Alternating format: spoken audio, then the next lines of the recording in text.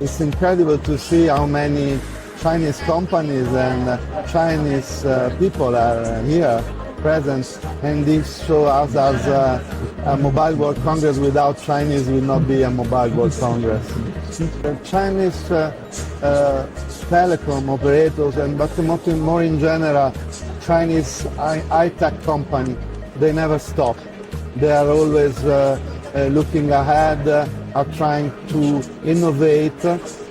For sure, China is already thinking about the future of 6G generation. I think in this respect there are many areas where European companies and Chinese companies could try to cooperate.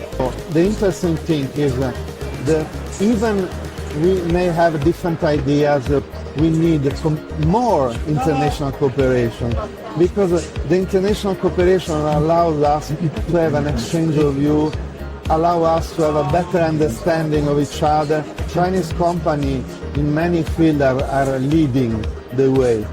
And I think it would be interesting for many European companies also to work in China together to develop new products and services for the Chinese market.